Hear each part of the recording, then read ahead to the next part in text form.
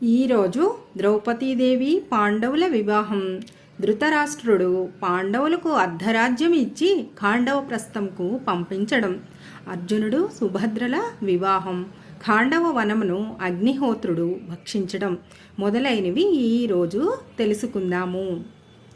మత్స్యయంత్రాన్ని పడగొట్టిన అర్జునుడు ద్రౌపదీదేవిని వివాహం చేసుకొని ఇంటికి రాగానే తల్లి కుంతీదేవి భిక్ష తెచ్చారు అని అనుకొని అందరూ పంచుకోండి అని అంటుంది.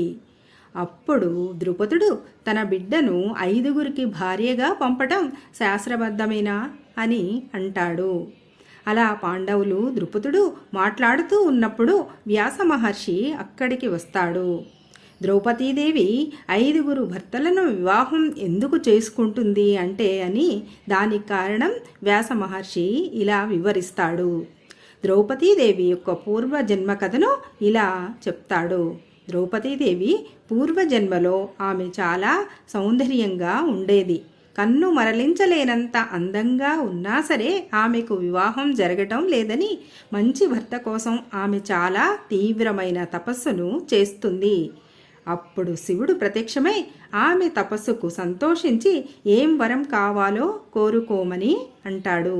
నీవు ఏదడిగినా అది ఇవ్వటానికి నేను సిద్ధంగా ఉన్నాను అని అంటాడు పరమేశ్వరుడు. అప్పుడు ఆమె ఆతృతగా అంతే ఉత్సాహంగా నాకు మంచి భర్త కావాలని 5 సార్లు అడుగుతుంది. అప్పుడు పరమేశ్వరుడు ఇలా అంటాడు, ఓ కుమారి, నీకు భరత రాజకుమారుల్లో 5గురు భర్తలను ఇస్తున్నాను అని అంటాడు. అలా పరమేశ్వరుడు 5గురు భర్తలను నీకు వరంగా ఇస్తున్నాను అని అనగానే, ఓ పరమేశ్వర, నాకు 5గురు భర్తలు వద్దు, ఒక్క భర్త మాత్రమే కావాలని కోరుకుంటున్నాను అని అంటుంది. అందుకు పరమేశ్వరుడు ఇలా అంటాడు, ఓ కుమారి, నీవు భర్త కావాలని 5 సార్లు భర్తనివ్వు అని అన్నావు. అందువలన నీవు వచ్చే జన్మలో 5గురు భర్తలను కలిగి ఉంటావు అని చెప్పి వెళ్ళిపోతాడు. ఇది అసలు విషయం. అందుకే ద్రౌపదీదేవి 5గురికి భార్య కావడం అన్నది ఆ భగవంతుడి నిర్ణయం అని వ్యాస మహర్షి అంటాడు. అప్పుడు ఇదంతా విన్న ద్రుపదుడు సంతోషంగా వివాహం జరిపించుటకు ఏర్పాట్లు చేస్తాడు. కళ్యాణ మండపమును చాలా అందంగా అలంకరించుతారు. పురోహితుడు ధౌమ్యుడు అగ్నిని ప్రజ్వలితం చేసి ఆహుతులు అర్పించుతాడు. ద్రౌపదీదేవిని మంగళ స్నానాలు చేయించి కళ్యాణ మండపం వద్దకు తీసుకొని వస్తారు. చంద్రుడు పుష్యమీ నక్షత్రములో అడుగుపెట్టే వేళ వైదిక మంత్రాలతో మంగళవాద్యాలు మ్రోగుతూ ఉండగా ధౌమ్యులు వారు ద్రౌపదీ ధర్మరాజుల కొంగులు ముడివేసి పాణిగ్రహణం జరిపించుతారు. అలానే ఒక్కో మంచి ముహూర్తంలో మిగిలిన భీముడు, అర్జునుడు, నకుల సహదేవులతో ద్రౌపదీదేవికి పాణిగ్రహణం జరిపించుతాడు. అల్లుళ్ళు 5గురికి రత్నాభరణాలు, పట్టు వస్త్రాలు ఇచ్చి ద్రౌపదీదేవికి ఆమె మనసుకు నచ్చే అలంకారాలు, అంబరాలు ఇస్తాడు. నగర ప్రజలకి అన్న వస్త్రదానాలు చేసి సంతృప్తిని కలిగించుతాడు ద్రుపదుడు. మెల్లమెల్లగా ద్రౌపదీదేవి వివాహం చేసుకున్నది పాండురాజు పుత్రులే అనే మాట వివిధ దేశాలకు చేరుతుంది. అప్పుడు వారంతా ధృతరాష్ట్రుడి యొక్క చెడు బుద్ధిని, దుర్యోధనుడి మోసాలను తెలుసుకొని బాగా నిందించుతూ ఉంటారు. ఇక అక్కడ హస్తినాపురంలో ధృతరాష్ట్రుడికి తన వంశీయులే ద్రౌపదిని స్వయంవరంలో వివాహం చేసుకున్నారు అని తెలియగానే విదురుడిని పిలిచి ఇలా అంటాడు, దుర్యోధనుడు ద్రౌపదీదేవిని వివాహం చేసుకున్నాడు అని విన్నాను. కాబట్టి వారిద్దరికీ ఘనస్వాగతం పలకాలి, ఆ ఏర్పాట్లు చేయండి అని అంటాడు. అప్పుడు విదురుడు, మహారాజా, పెళ్లి జరిగింది దుర్యోధనుడికి కాదు, పాండవులకు అని అంటాడు. ధృతరాష్ట్రుడు ఆ మాట వినగానే గుండెల్లో గుణపం గుచ్చినంత బాధను అనుభవిస్తాడు. కానీ అది ఏ మాత్రం బయటకు చూపించడు. తరువాత ఇలా అంటాడు, మహామంత్రి, పాండవులు జీవించి ఉన్నందుకు మరియు ద్రౌపదిని వివాహం చేసుకున్నందుకు నాకు చాలా సంతోషంగా ఉన్నది. వాళ్ళందర్నీ ఇక్కడకు పిలిపించి స్వాగత మర్యాదలు జరిపించండి అని అంటాడు.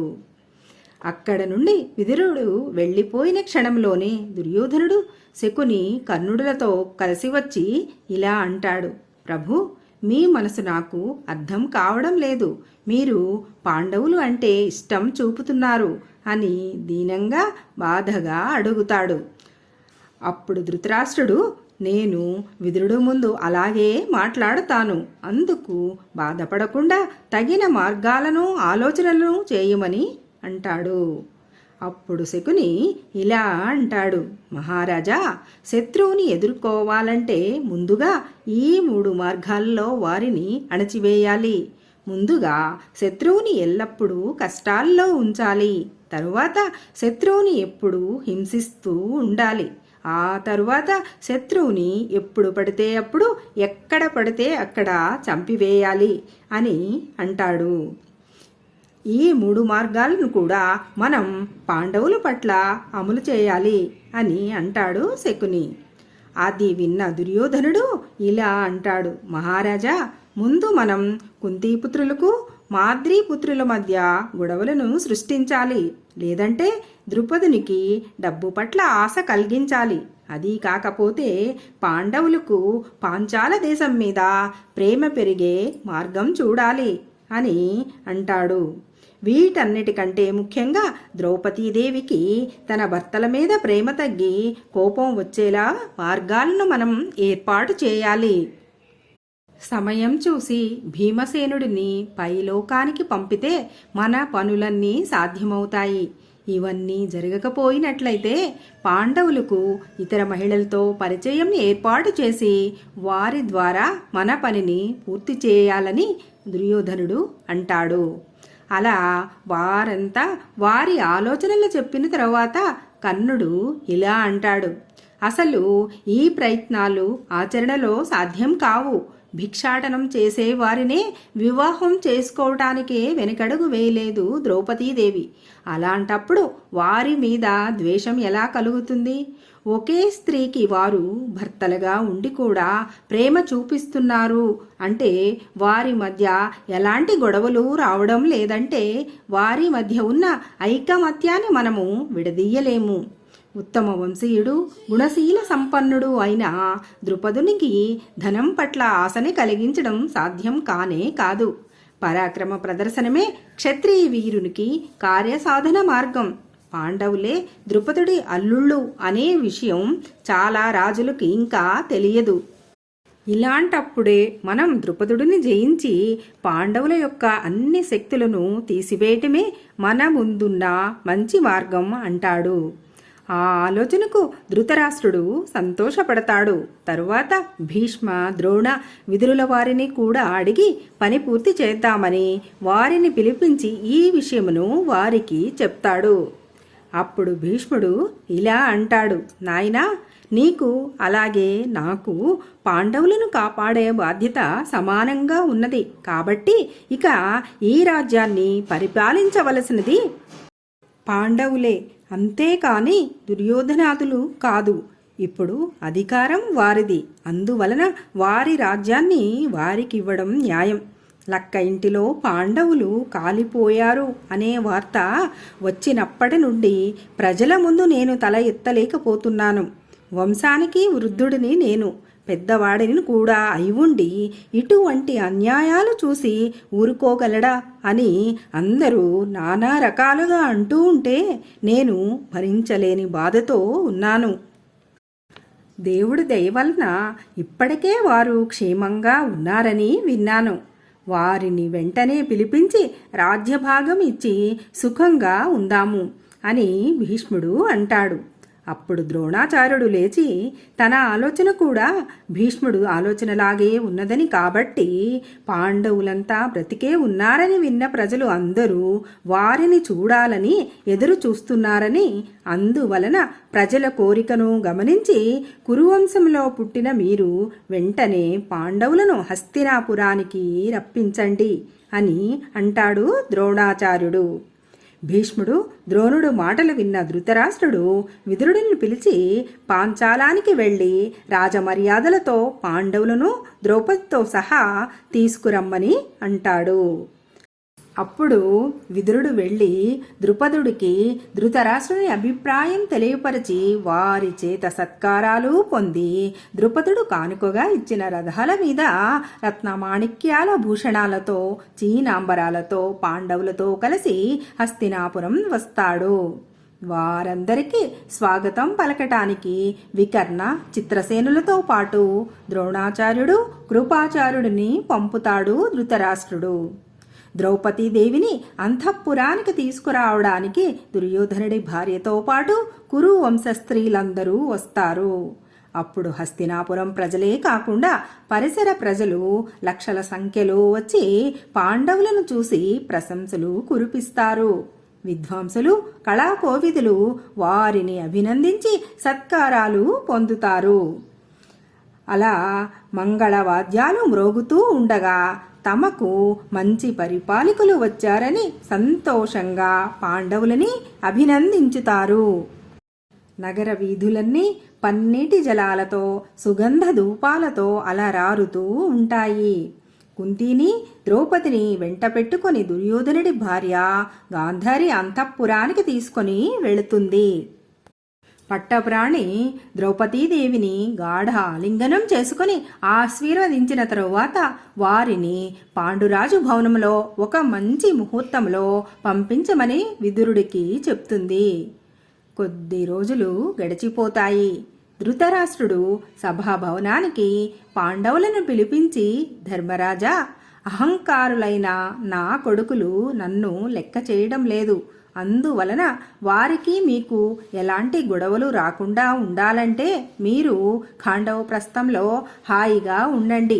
మీ అర్ధరాజ్యాన్ని మీకు ఇస్తాను. అది తీసుకొని మీరు సుఖంగా పరిపాలించండి అన్న తర్వాత ధృతరాష్ట్రుడు విదురునితో ఇలా అంటాడు. మహామంత్రి, ఈరోజే ధర్మరాజుకి రాజ్యాభిషేకం చేస్తున్నాను. వేద విధులైన విప్రులను, వ్యాపార రహస్యాలు తెలిసిన శ్రేష్ఠులను రప్పించు. భద్రగజం మీద ధర్మరాజు రాజమర్యాదలతో ఊరేగుతూ ఉంటే పౌరులందరూ పాండురాజు చేసిన మేలుకి ఉచిత రీతిగానే ధృతరాష్ట్రుడు ప్రతిగా మేలు చేశాడని అందరూ అనుకోవాలని అంటాడు. అప్పుడే అక్కడకు వచ్చిన వ్యాసుడు, కృష్ణుడు సంతోషపడి వేద మంత్రాలతో ధర్మరాజుకు పట్టాభిషేకం జరిపిస్తారు. నగర ప్రదక్షిణ చేసి వచ్చిన ధర్మరాజును దగ్గరగా తీసుకొని ధృతరాష్ట్రుడు ఇలా అంటాడు. నాయనా, పురూరవ, నహుష, యయాతి మొదలైన మన వంశీయులందరికీ ఖాండవప్రస్థమే రాజధాని. తరువాత హస్తినాపురానికి వచ్చింది. ఈ నగరంలో నిన్ను ప్రేమించే వారంతా నీ వెంట వస్తారు. వారందరితో నువ్వు సుఖంగా నీ రాజ్యాన్ని నీవు పరిపాలించుకో అని అంటాడు. శ్రీకృష్ణుడిని ముందు ఉంచుకొని పాండవులు ఖాండవప్రస్థం చేరుతారు. అది మహారణ్యములా ఉంటుంది. కృష్ణుడు విశ్వకర్మను రప్పించి అమరావతితో తులతూగే నగరం నిర్మించమని అంటాడు. వ్యాసుల వారు వచ్చి శాంతి కర్మను జరిపించుతారు. నగర నిర్మాణ పథకం రూపొందించుతారు. పెద్ద కందకం త్రవ్వి విశాలంగా ఉండే వీధులను ఏర్పరుచుతారు. ఉన్నత గోపురాలతో భవనాలను నిర్మించుతారు. విద్యాభ్యాసం కోసం పెద్ద స్థలాన్ని ఏర్పాటు చేస్తారు. శస్త్రాగారాలు కూడా వాటి కోసం వేరే కట్టించుతారు. నగరం చుట్టూ 2 నాలుక పాముల్లా లోహ నిర్మిత యంత్రాలు రక్షణ కోసం ఏర్పాటు చేస్తారు. నగరంలో అందమైన ఉద్యానవనాలు, దిగుడు బావులు, క్రీడా మైదానాలు నిర్మించుతారు. చిలుకలు, కోకిలలు, జలపక్షులు నిర్విరామంగా విహరిస్తూ ఉంటే, పురివిప్పిన నెమళ్ళు ఆడుతూ ఉంటే, పూల వాసన మత్తెక్కిస్తూ ఉంటే ఆ ఉద్యానవనాలు అందరికీ ఆహ్లాదమును కలిగిస్తున్నాయి. వేద విధులైన విప్రులు, వ్యాపారులు, నృత్య, గీత, వాద్య నిపుణులు అయిన కళాకోవిదులు నగరం చేరుకుంటారు. ఒక మంచి ముహూర్తంలో మంగళవాద్యాలు మ్రోగుతూ ఉండగా వేద విధులు స్వస్తివాచకం చెవుల పడుతుండగా ధౌమ్యుల వారు గంగా జలపూరితమైన కలశంతో ముందు నడుస్తూ ఉండగా వ్యాసుల వారి వెంట ధర్మరాజు నగరంలోకి ప్రవేశించుతాడు. దానికి ఇంద్రప్రస్థం అనే పేరు పెడతారు. నగరానికి 32 ద్వారాలను ఉంచుతారు. తోరణ ద్వారానికి వర్ధమానమనే పేరు పెడతారు. ఆ ద్వారాన్ని దాటి వెళ్ళింది ధర్మరాజు ఎక్కిన రాజ ఏనుగు. నగర ప్రజలందరికీ వారి వారి అవసరాలకు తగినట్లుగా ఏర్పాట్లు జరిగాయో లేదోనని స్వయంగా ధర్మరాజే చూసుకుంటాడు. అలా కొద్ది రోజులు గడిచిన తర్వాత కృష్ణుడు ద్వారకా నగరానికి బయలుదేరుతూ ఉంటే కుంతీదేవి ఇలా అంటుంది, నాయనా, నీ అనుగ్రహ విశేషం వల్లనే నా బిడ్డలు వారి రాజ్యాన్ని పొందగలిగారు. ఎల్లప్పుడూ వారిని ఒక్కంట కనిపెడుతూ ఉండు అని అంటుంది. తలను ఊపి అక్కడి నుండి బయలుదేరుతాడు శ్రీకృష్ణుడు. దాన ధర్మాలతో ప్రజారంజకంగా పరిపాలిస్తూ ఉంటాడు ధర్మరాజు. ఒకనాడు నారదుడు వచ్చి సుందోపసుందులు అనే అన్నదమ్ములు ఒక స్త్రీ కోసం ఒకరినొకరు పడుచుకొని చనిపోయారు. అందువలన ఒకే భార్య గల మీ అన్నదమ్ములు చాలా నియమబద్ధంగా ఉండకపోతే ప్రమాదం వస్తుంది అని నారదుడు అంటాడు. అప్పుడు ధర్మరాజు ఇలా అంటాడు, మహర్షి, మేము ఒక నియమం పెట్టుకున్నాము. సంవత్సరానికి ఒకరితో ద్రౌపదీదేవి ఉంటుంది. ఆ రోజులలో ద్రౌపదీదేవి ఎవరితో ఉంటుందో వారి శయ్యా మందిరానికి మాలో ఎవరు వెళ్ళినా వారు 12 నెలలు అరణ్యంలో ఉండాలి అని అంటాడు. తరువాత నారదుడు వారి చేత సత్కారాలు పొంది అక్కడ నుండి వెళ్ళిపోతాడు. అలా సుఖ సంతోషాలతో రోజులు గడుస్తూ ఉంటాయి. ఒకనాడు ఒక విప్రుడి సంపదలు దొంగిలించాడని వారిని పట్టుకోవాలని వేగంగా ద్రౌపది ధర్మరాజులు ఉన్న సైన మందిరానికి వెళతాడు అర్జునుడు. నియమభంగం జరిగిందని అడవులకు వెళతానని అంటాడు అర్జునుడు. అందుకు ధర్మరాజు వారించి ఇలా అంటాడు, నాయనా, అన్నగారి సైన మందిరంలోకి తమ్ముడు రావచ్చు, కానీ తమ్ముడు సైన మందిరంలోకి అన్న వెళ్ళకూడదు అని ధర్మశాస్త్రం చెప్తున్నది అని అంటాడు. అయినా సరే నియమం తప్పాను కాబట్టి ప్రాయచిత్తం చేసుకుంటానని బయలుదేరుతాడు అర్జునుడు. అతని వెంట ఎందరో వేద విధులు, యతులు, పౌరాణికులు బయలుదేరుతారు. దారిలో అలసట తెలియకుండా కథలు వింటూ మంచి మంచి విషయాలు తెలుసుకుంటూ హరిద్వారం చేరుతాడు అర్జునుడు. అక్కడ గంగా స్నానం చేస్తూ ఉండగా నాగరాజు కన్య అయినటువంటి ఉలూపి అర్జునుడిని ఇష్టపడి అతని వల్ల ఇరావంతుడనే కుమారుడికి జన్మనిస్తుంది. అక్కడ నుండి అలా ప్రయాణం సాగి హిరణ్యబిందు తీర్థంలో స్నానం చేసి తూర్పుగా నడిచి ఉత్పలిని, యశస్విని, నంద, అపరనంద నదుల్లో పితృదేవతలకు తర్పణాలు విడుస్తాడు అర్జునుడు. తరువాత సముద్ర తీరం వెంట మణిపురం చేరుతాడు.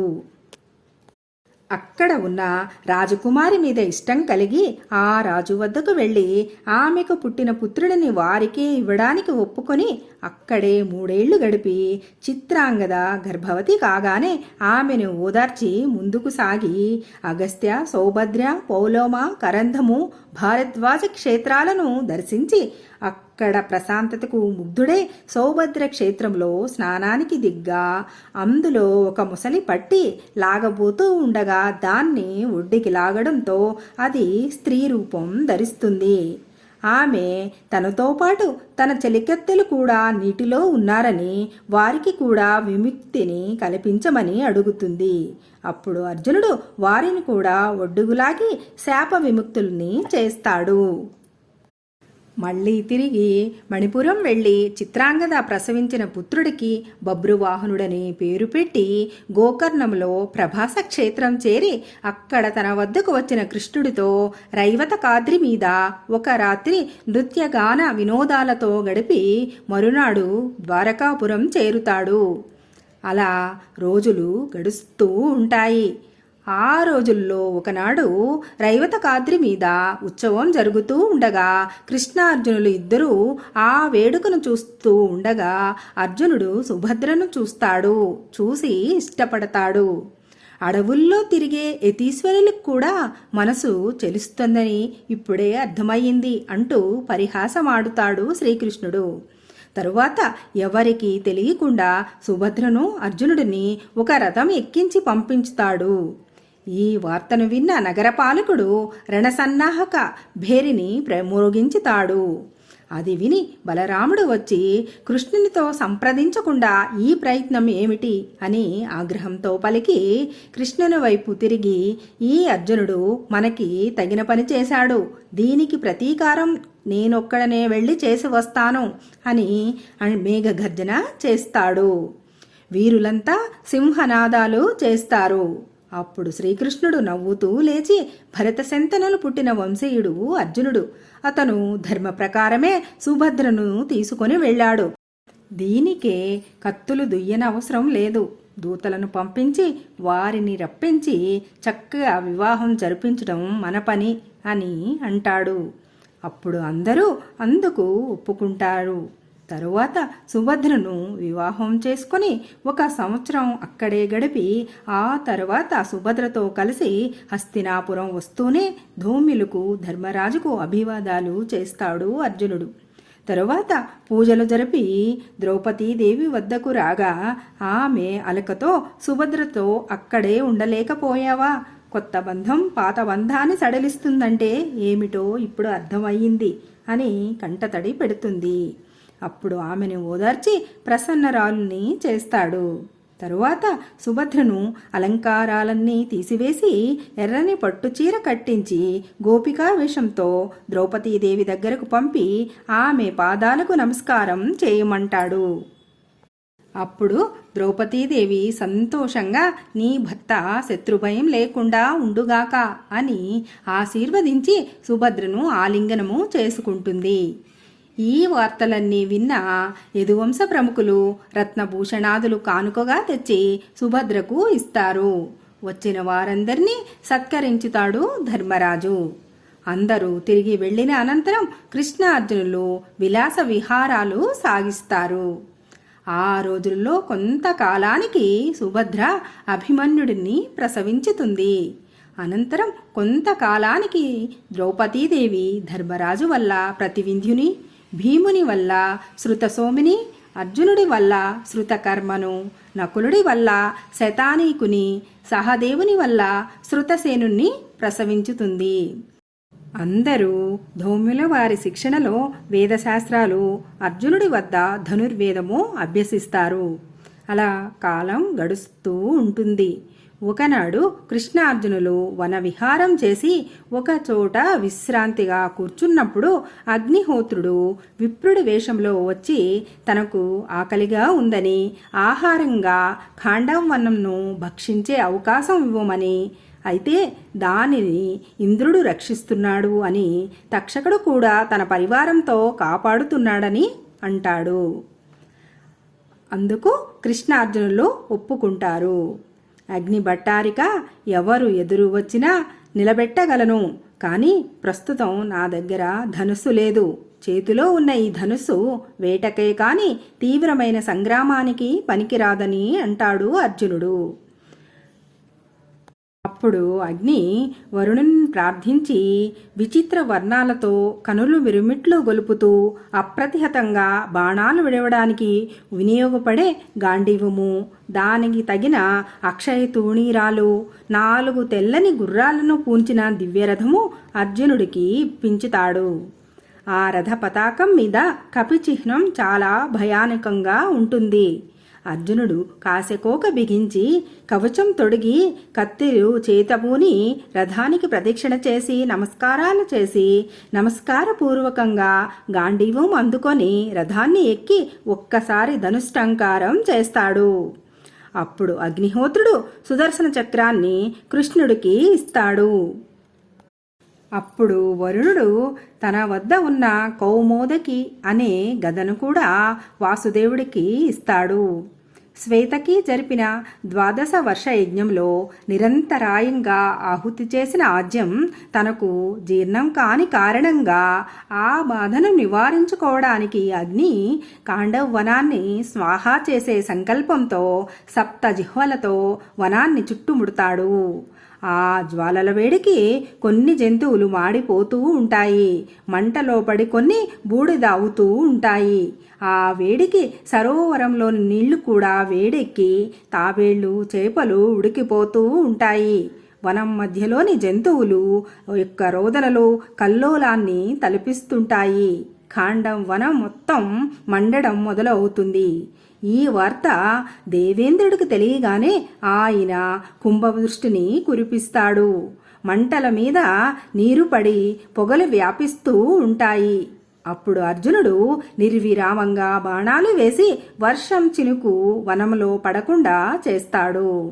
వనానికి రక్షణగా ఉన్న తక్షకుడు కొడుకు అశ్వసేనుడు ఆర్తనాదం చేయగా అతడి తల్లి తన బిడ్డను నోటితో పట్టుకొని ఎగరబోతూ ఉండగా అప్పుడు అర్జునుడు దానిని ఖండిస్తాడు. ఇంద్రుడు అర్జునుడు దివ్యాస్త్రాలు సంధించుకుంటూ ఉంటారు. కొంతసేపు పోరు సాగించి తరువాత యుద్ధం చాలించి ఇంద్రుడు వెళ్ళిపోతాడు. 15 రోజులు ఏకధాటిగా అగ్నిహోత్రుడు ఖాండవ వనాన్ని ఆరగించి తృప్తి పడతాడు. అయితే ఆ వనము నుండి బయటపడిన వారు మయుడు, అశ్వసేనుడు, సారజ్ఞాకాలనే 4 పక్షులు తప్పించుకుపోతూ ఉన్నప్పుడు మయుణ్ణి చంపటానికి కృష్ణుడు ప్రయత్నిస్తాడు. కానీ అర్జునుడు అభయమిచ్చి అతన్ని రక్షించుతాడు. ఈ విధంగా ఖాండవనాన్ని అగ్నికి ఆహుతి చేసి కృష్ణార్జునులు ఆనందంగా ఇంద్రప్రస్థం చేరుతారు అని వైశంపాయనుడు జనమేజయుడికి ఆది పర్వం వినిపించుతాడు. ఈ రోజుతో ఆది పర్వం పూర్తి అయిపోయింది. రేపటి నుండి సభాపర్వం గురించి తెలుసుకుందాము.